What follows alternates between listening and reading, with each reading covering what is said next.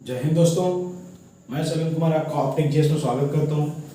जैसा कि हमारा सीरीज चल रही है स्टैटिक जीके की, ये इस स्टैटिक जीके का तीसरा पार्ट है। इससे पहले हमने आपको स्टैटिक जीके में काफ़ी कुछ कंप्लीट करा दिया है, ठीक है। आज हम लोग स्टैटिक जीके में कुछ और बात करेंगे। स्टैटिक जीके का मतलब ये है कि आपके सराउंडिंग में जो क्वेश्चन रहते हैं, घूमते रहते हैं आसपास, सराउंडिंग में जो आसपास जो क्वेश्चन रहते हैं, जो आजकल एग्जाम में ट्रेंड बना लिया गया है एग्जाम पूछने का कि सराउंडिंग के क्वेश्चन पूछने का, ठीक है। जो किताबों में बहुत कम दिखाई देते हैं वो क्वेश्चन यहाँ पूछे जाते हैं, ठीक है। तो आजकल हम लोग ये जो सीरीज हमने शुरू की है, इन्हीं क्वेश्चनों को देख के सीरीज शुरू की है स्टैटिक जीके की, कि स्टैटिक जीके से जितने भी क्वेश्चन बनते हैं वो सारे क्वेश्चन हम यहाँ अटेंड कराने की कोशिश आपको करवाते हैं, ठीक है। तो आज के जो क्वेश्चन रहेंगे, आज हम लोग आरबीआई के बारे में, आज बैंकों के बारे में बात करेंगे थोड़ा सा, उसके बाद अधिनियम के बारे में बात करेंगे, ठीक ना। और अधिनियम के बारे में बात कर लेते हैं, बैंकों के बारे में बात कर लेते हैं, और कुछ भारत में प्रथम जो लोग हुए हैं उनके बारे में थोड़ी सी चर्चा कर लेते हैं। इन सब के बारे में आज चर्चा करेंगे, ठीक है। तो थोड़ा सा आज हम लोग बात कर लेते हैं कि बैंकों के बारे में। सबसे पहले हम लोग बैंक की बात कर लेते हैं कि आरबीआई बैंक की बात कर लें तो आरबीआई क्या है? भारतीय रिजर्व बैंक। इसको क्या बोलते हैं? भारतीय reserve bank, reserve bank of India, भारतीय रिजर्व बैंक, भारतीय रिजर्व बैंक। अच्छा, भारतीय रिजर्व बैंक के साथ साथ इसके उपनाम भी है, इसको केंद्रीय बैंक भी बोलते हैं। क्या बोलते हैं? केंद्रीय बैंक।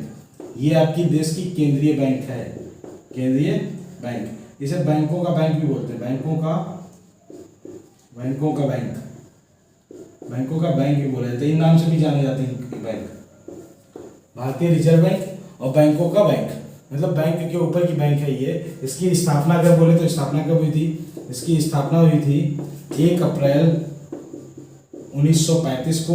और किस अधिनियम के तहत हुई थी बेटा? 1 अप्रैल 1935 को हुई थी। अधिनियम जो आया था इसको, तो अधिनियम जो आया था वो अधिनियम क्या था? अधिनियम तो भारत सरकार अधिनियम, भारत सरकार अधिनियम, भारत सरकार अधिनियम 1935। कौन सा आया था? भारत सरकार अधिनियम 1935। भारत सरकार अधिनियम 1935 के तहत क्या हुई थी? इसकी स्थापना की गई थी। अच्छा, भारत सरकार अधिनियम 1935 को क्या बोला था? मिनी संविधान बोला गया। क्या बोला गया?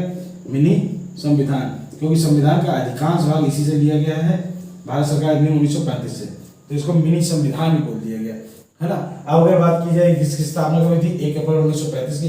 अगर हेडक्वार्टर पूछ दे कि आरबीआई का हेडक्वार्टर कहाँ पे, तो मेनली जो हेडक्वार्टर वो कहाँ पे? मुंबई में है, मुंबई।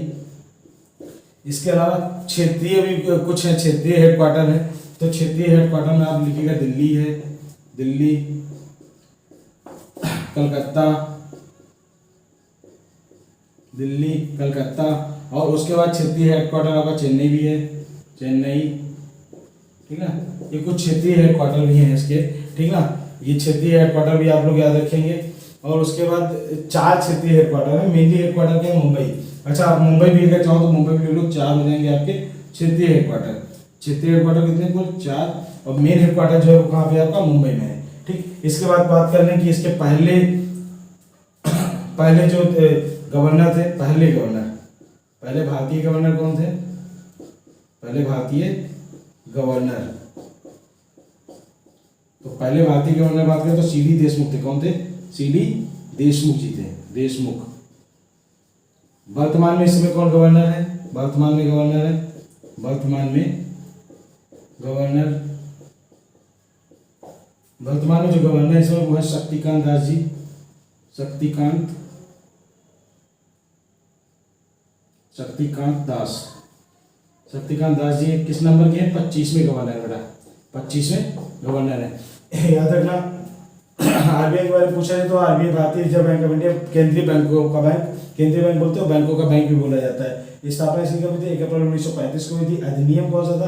भारत सरकार अधिनियम 1935 के तहत। और भारत सरकार अधिनियम 1935 को क्या बोलते हैं? मिनी संविधान भी बोला जाता है ना।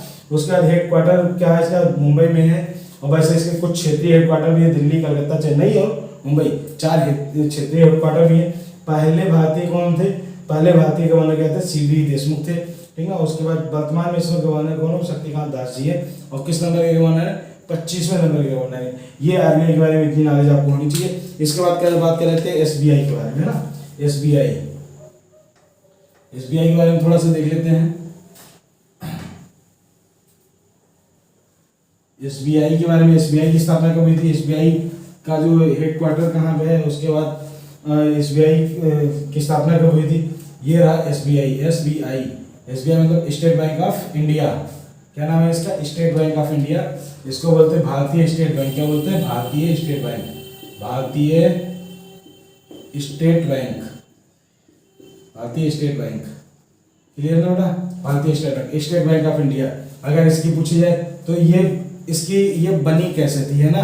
तो ये पहले क्या था, इसका नाम इंपीरियल बैंक था। इंपीरियल बैंक से पहले इसका क्या नाम था, ये bank of madrasa, bank of Madras, bank of Bombay और बैंक ऑफ कलकत्ता, ये 3 बैंकों को मिला के। तो मैं लिखे दे रहा हूँ, इसका जो बेस कहाँ से आया, bank of Madras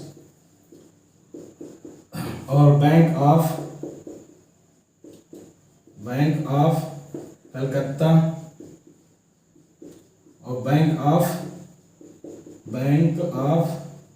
Bombay, bank of Bombay, इनको मिला के, इन तीनों को जोड़ के 1955 में 1921 में एक कर दिया गया और इसका नाम रख दिया गया इंपीरियल बैंक। क्या रख दिया गया बेटा, इंपीरियल बैंक। क्लियर ना, इंपीरियल बैंक। और इंपीरियल बैंक को, इंपीरियल जो बैंक था, इंपीरियल बैंक को क्या किया गया, 1955 में बदल कर इसका नाम क्या कर दिया गया, इसका नाम कर दिया गया इंपीरियल बैंक का स्टेट बैंक ऑफ इंडिया, भारतीय स्टेट बैंक, भारतीय स्टेट बैंक, भारतीय स्टेट बैंक। अच्छा, आरबीआई के बारे में एक बात लिखाना भूल गया था कि आरबीआई का जो राष्ट्रीयकरण हुआ था, आरबीआई का राष्ट्रीयकरण, है ना। तो आरबीआई का राष्ट्रीयकरण जो हुआ था, राष्ट्रीयकरण, वो आप लोग लिख लीजिएगा 1 जुलाई 1949 को हुआ था। 1 जुलाई 1949 को क्या किया गया था, आरबीआई का राष्ट्रीयकरण कर दिया गया था। ठीक है बेटा, आरबीआई का राष्ट्रीयकरण कब किया गया था, 1 जुलाई 1949 को कर दिया गया था। अब भाई इंपीरियल बैंक, अगर अब इसकी स्थापना पूछे, स्थापना कब हुई थी, तो एसबीआई की स्थापना, तो एसबीआई की स्थापना यही मान लेंगे आप कि एसबीआई की स्थापना हुई थी 1955 में, 1955 में स्थापना हुई थी। इसका हेडक्वार्टर कहाँ पे है, हेडक्वार्टर अगर बोला जाएगा तो इसका हेडक्वार्टर भी कहाँ है, मुंबई में है, मुंबई। हेडक्वार्टर कहाँ है, मुंबई। इसके वर्तमान में अध्यक्ष कौन है, अगर अध्यक्ष की बात करी जाए, ठीक ना, तो इसके वर्तमान में अध्यक्ष दिनेश खारा जी। कौन है, दिनेश खारा जी, दिनेश खारा जी है इसके वर्तमान में अध्यक्ष। और इसका एक टैग लाइन भी है। टैग लाइन क्या है इसका, टैग लाइन जो है, हम भारतीयों का बैंक, हम भारतीयों का बैंक। इतनी बात समझ में आ रही है, ठीक है, हम भारतीयों का बैंक। ये आपको एसबीआई के बारे में याद रखना पड़ेगा, एसबीआई के बारे में कि एसबीआई की स्थापना कब हुई थी। एसबीआई बनी कैसे थी, bank of madrasa, bank of Calcutta और बैंक ऑफ बम्बई, इन तीनों को 1921 में मिला के क्या नाम रख दिया गया, इंपीरियल बैंक। इंपीरियल बैंक को क्या 1955 में भारतीय स्टेट बैंक में बदल दिया गया, भारतीय स्टेट बैंक। अब स्टेट बैंक की स्थापना पूछी है तो 1955 में हुई। हेडक्वार्टर इसका बम्बई में है। उसके बाद अध्यक्ष इसके कौन है, दिनेश खारा है। और टैगलाइन क्या है, हम भारतीयों का बैंक। इतनी चीजें आप लोग याद रखेंगे। ये एसबीआई के बारे में आपको इतनी बातें पता होनी चाहिए, ठीक है ना। इसके बाद हम लोग थोड़ा सा कुछ अधिनियम देख लेते हैं, कुछ, है ना। इसके बाद जो कुछ बैंकें हैं, जैसे बैंक ऑफ बड़ौदा हो गई, बैंक ऑफ इलाहाबाद बैंक हो गई, ये सब हम कल वाले वीडियो में बताएंगे ना। दो बैंक इस करवा देता हूँ, धीरे धीरे सब करवा देंगे आपको, है ना। तो इसका स्क्रीनशॉट ले लिया फटाक से, स्क्रीनशॉट ले लो। इसके आगे क्या है हम लोग बात कर लेते हैं। कुछ अधिनियम लाए थे, ठीक ना, अधिनियम आपको कराने, अधिनियम वीडियो में नहीं करवा रहा हूँ। अधिनियम जो है उनके अधिनियम के बारे में बात कर लेते हैं आज, है ना। कुछ अधिनियम है हमारे यहाँ। जैसे अगर शुरुआत की जाए कि टाइगर प्रोजेक्ट कब आया था, अगर टाइगर प्रोजेक्ट से पहले वन्य जीव अधिनियम, वन्य जीव संरक्षण अधिनियम, अगर ये पूछा जाए ये कब आया अधिनियम, तो ये आया था 1972 में। वन्य जीव संरक्षण अधिनियम, अर्थात वन के जीवों को बचाने के लिए कौन सा अधिनियम आया था, 1972 में आया था, वन्य जीव संरक्षण अधिनियम। इसके बाद अधिनियम आया था, एक प्रोजेक्ट आया था इसके तहत, पहला प्रोजेक्ट आया जिसका नाम था हाथी प्रोजेक्ट। हाथी प्रोजेक्ट जो आया था वो कब आया था, 1972 में ही आया था। उसके बाद आपसे आया था टाइगर प्रोजेक्ट आया था। क्या टाइगर प्रोजेक्ट कब आया था, टाइगर प्रोजेक्ट जो आया था 1973 में आया था, 1973 में। उसके बाद आया था वन संरक्षण अधिनियम,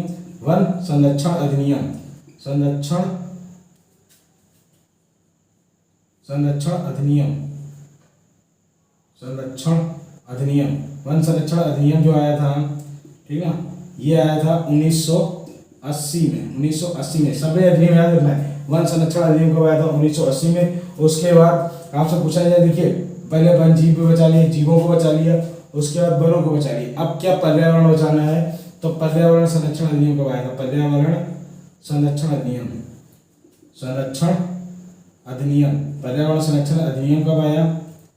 ये आया था पर्यावरण संरक्षण अधिनियम, ये आया था 1986 में। अच्छा, 1986 में आप अगर ये अधिनियम आया तो आपको राष्ट्रीय उपभोक्ता अधिनियम भी याद होना चाहिए। राष्ट्रीय उपभोक्ता अधिनियम, राष्ट्रीय उपभोक्ता अधिनियम, उपभोक्ता अधिनियम कब आया? राष्ट्रीय उपभोक्ता अधिनियम, ये भी कब आया? 1986 में आया, 1986 में आया। नई शिक्षा, पुरानी शिक्षा नीति पूछे तो शिक्षा नीति, पहली शिक्षा नीति, पहली शिक्षा नीति कब आई?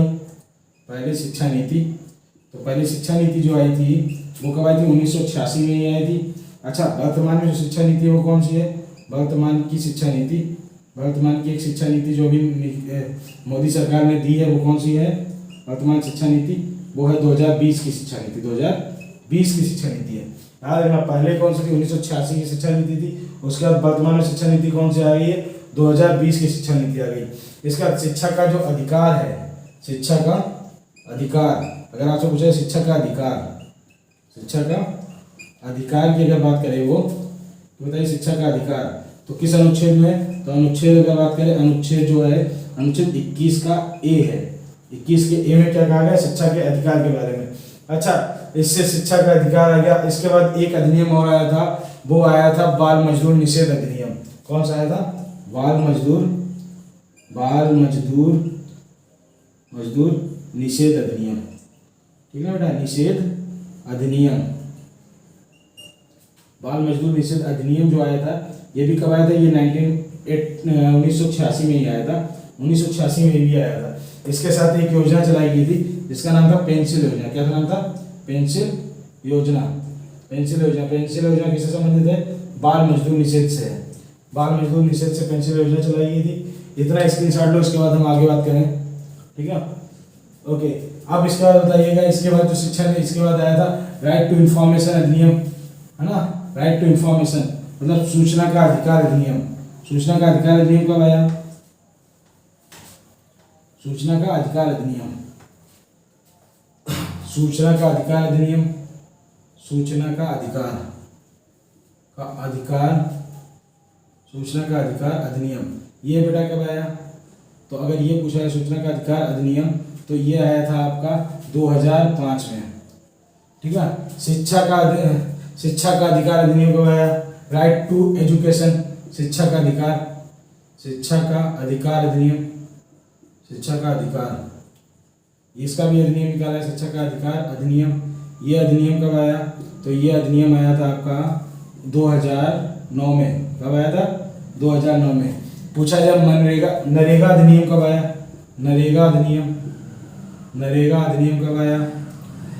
नरेगा अधिनियम, तो ये आया था बेटा 2005 में। याद रखना, 2005 में अधिनियम आया था, लागू हुआ था फरवरी 2006 में, फरवरी 2006 में ये लागू हो गया था, 2006 लागू हो गया था, है ना। उसके बाद मनरेगा अधिनियम कब आया था? मनरेगा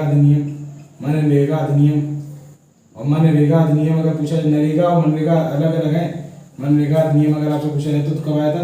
2009 में आया था। ये कुछ अधिनियम जो मैंने आपको नोट कराए, इतने अधिनियम आपको आने चाहिए कम से कम। ये सारे अधिनियम मैंने कुछ अधिनियम आपको नोट करा दिए, बाकी जो अधिनियम है वो बाद में करा देंगे, ठीक है। इतने अधिनियम आपका स्क्रीनशॉट लीजिए फटाक से, फिर उसके आगे बात करें, ठीक है ना। अच्छा, एक चीज और मेरे को बताइएगा, शिक्षा का अधिकार, सूचना का अधिकार अधिनियम कब आया था? 2005 में आया था। क्लियर है ना बेटा? ठीक। उसके बाद आप बताइएगा कि पहले लोकसभा अध्यक्ष कौन थे हमारे? कुछ और क्वेश्चन बात कर लेते हैं। पहले लोकसभा अध्यक्ष, है ना, पहले लोकसभा अध्यक्ष, पहले लोकसभा अध्यक्ष कौन थे? पहले लोकसभा अध्यक्ष थे जीवी मावलंकर जी। क्वेश्चन पूछा जाता है, मावलंकर, है ना। और अगर पूछा जाए पहले, अच्छा वर्तमान में कौन है, अगर पूछा वर्तमान में लोकसभा के अध्यक्ष कौन है, वर्तमान में लोकसभा के अध्यक्ष, लोकसभा के अध्यक्ष, वर्तमान में लोकसभा के अध्यक्ष कौन है, तो इनका नाम है ओम बिरला जी, ओम बिरला, ओम बिरला। अच्छा ये है कहाँ से चुने, कहाँ गए से, तो ये कोटा से चुने हुए, कोटा सीट से है ना, कोटा से चुने हुए हैं ओम बिरला जी हैं। अच्छा पहले सबसे पूछो, पहले राज्यसभा के अध्यक्ष कौन थे, राज्यसभा के अध्यक्ष, पहले राज्यसभा के अध्यक्ष, अगर इसके बारे में पूछे पहले राज्यसभा के अध्यक्ष कौन थे, तो देखिए राज्यसभा का अध्यक्ष कौन होता है बेटा, राज्यसभा का अध्यक्ष वही होता है जो क्या होता है, पहला उपराष्ट्रपति होता है, जो उपराष्ट्रपति होता है वही राज्यसभा का अध्यक्ष बन जाता है। तो पहले उपराष्ट्रपति पता होंगे, तो पहले राज्यसभा के अध्यक्ष वही होंगे, तो कौन थे, राधा कृष्णन जी थे, डॉक्टर राधा कृष्णन, राधा कृष्णन, कृष्णन जी थे, है ना, राधा कृष्णन जी, ठीक, राधा कृष्णन जी थे। उसके बाद अगर पूछा जाए कि वर्तमान में राज्यसभा के अध्यक्ष कौन है, वर्तमान में राज्यसभा के अध्यक्ष, वर्तमान में राज्यसभा के अध्यक्ष, अगर वर्तमान में पूछ दिया अध्यक्ष कौन है, तो इसमें कौन है आप बताइएगा, एम वेंकैया नायडू, एम वेंकैया, वेंकैया नायडू।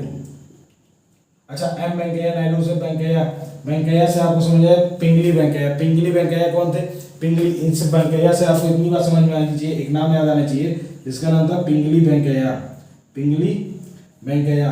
और ये पिंगली वेंकैया किसके किसके वास्तुकार हैं, ये झंडा के वास्तुकार, किसके, झंडा के वास्तुकार हैं, झंडा के, तिरंगा के वास्तुकार हैं पिंगली वेंकैया। और तिरंगा का जो रेशियो होता है कितना होता है, 3:2 का रेशियो होता है, ठीक है।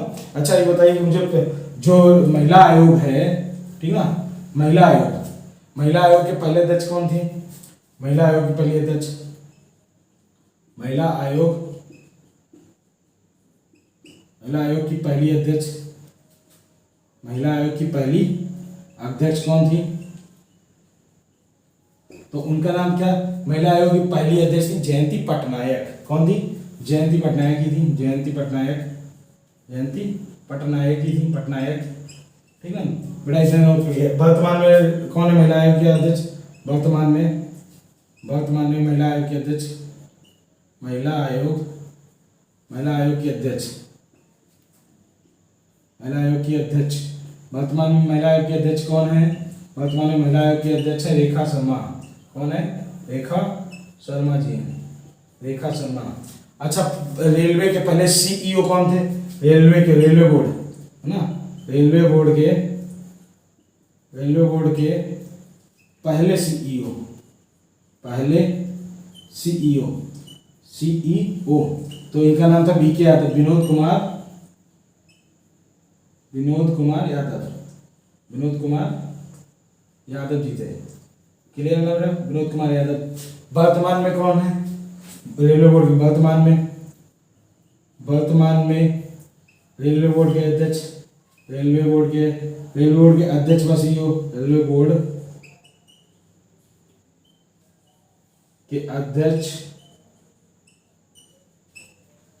अध्यक्ष व सीईओ, बताइए बेटा कौन है वर्तमान में सीईओ कौन है, वर्तमान में तो सुनीत शर्मा जी हैं, सुनीत, सुनीत शर्मा, सुनीत शर्मा, ये दूसरे नंबर के सीईओ हैं, ठीक है। इतना इसका स्क्रीनशॉट लीजिए फटाक से कि रेलवे बोर्ड का पहले लोकसभा अध्यक्ष जीवी मावलंकर जी थे, उसके बाद वर्तमान में कौन है, इसमें ओम बिरला जी हैं, कोटा से चुने गए हैं ये, ठीक है। लोकसभा के अध्यक्ष, राज्यसभा के अध्यक्ष राधा कृष्णन जी, डॉक्टर राधा कृष्णन थे। इसके बाद वर्तमान में राज्यसभा के अध्यक्ष कौन है, एम वेंकैया नायडू, वेंकैया नायडू, पिंगली वेंकैया याद रहना चाहिए आपको, पिंगली वेंकैया जिन्होंने झंडा का क्या किया था, वास्तुकार किए थे। ताजमहल के वास्तुकार कौन थे, ईसा खान थे, ठीक है। चंडीगढ़ के वास्तुकार कौन थे, ली कालूसिया थे, ठीक है। और उसके राष्ट्रपति भवन के कौन थे, राष्ट्रपति भवन के वास्तुकार कौन थे, वो लुटियन थे। और उसके बाद अगर पूछा जाए कि जो अभी वल्लभ भाई पटेल की जो मूर्ति बनी है उसके वास्तुकार कौन थे, तो उसके वास्तुकार आपके राम सुतार है, कौन है, राम सुतार। इतना से सर फटाक से नोट करिएगा,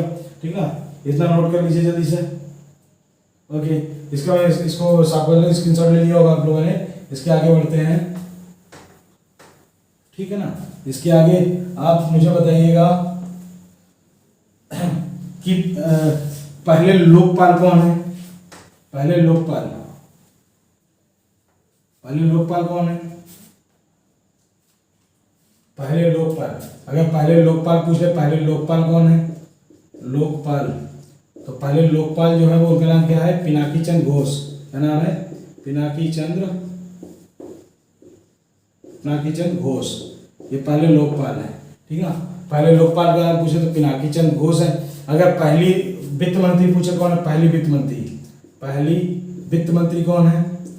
वित्त मंत्री, पहली महिला वित्त मंत्री ना, पहली महिला वित्त मंत्री है ना। पहली महिला वित्त मंत्री कौन सी थी? इंदिरा गांधी थी। कौन थी? इंदिरा गांधी। अच्छा, ये इंदिरा गांधी के बारे में अभी बताता हूँ आपको। और वर्तमान में अच्छा, पहली पूर्णकालिक वित्त मंत्री कौन थी? पहली पूर्णकालिक वित्त मंत्री, अगर इसके बारे में पूछ दे वित्त मंत्री कौन है? पूर्णकालिक महिला है ना, पहली महिला, ये ध्यान रखना महिला की बात कर रहा हूँ। पहली महिला पूर्णकालिक वित्त मंत्री कौन है? तो उनका नाम है निर्मला सीतारमण। कौन है? निर्मला सीतारमण जी हैं। ठीक ना, निर्मला सीतारमण। देखिए बेटा, पहली वित्त मंत्री इंदिरा गांधी कैसे थी? इंदिरा गांधी जब पीएम बनी तो उन्होंने अपने पास वित्त मंत्रालय रखा था, इसलिए पूर्णकालिक नहीं, इन्होंने अपने पास वित्त मंत्रालय रखा था, वित्त मंत्री नहीं थी, ये थी प्रधानमंत्री। तो इसलिए बोल सकते हैं वित्त मंत्री भी यही थी और प्रधानमंत्री भी यही थी। लेकिन पूर्णकालिक का सेंस ये होगा कि अब केवल इनके पास वित्त मंत्रालय, कॉर्पोरेट मंत्रालय है, तो वो कौन है? निर्मला सीतारमण। अब कहते पूर्ण रूप से वित्तकालिक पहली महिला मंत्री कौन है? तो उनका नाम निर्मला सीतारमण। ठीक है, आज के लिए हम आपको क्या करते हैं, इतना काफ़ी है, इतना वीडियो आप लोग देखेंगे, इतना आज नोट करिएगा। इसके आगे कल हम कुछ नया आपके लिए लेके आएंगे, है ना। इसके स्टैटिक जीके में आपको नया से नया लाने की कोशिश करेंगे और वो सारे क्वेश्चन लेके आएंगे जो क्वेश्चन आपके एग्जाम की दृष्टि से बहुत ज़्यादा इंपॉर्टेंट होंगे। ये सारे क्वेश्चन आपके एग्जाम के लिए बहुत इंपॉर्टेंट है। हम बैंक के भी क्वेश्चन धीरे धीरे ला रहे हैं, कुछ क्वेश्चन यूनो भी लेके आएंगे, यूनो के भी क्वेश्चन लेके आएंगे। यूनो से संबंधित जितनी संस्थाएं हैं इंटरनेशनल लेवल पर, उन संस्थाओं को भी लेके आएंगे। कोशिश करेंगे कल से इन सबको हम शामिल कर लें, ठीक है। तो इसका स्क्रीनशॉट ले लो, कल से हम लोग फिर आगे बढ़ते हैं। जय हिंद।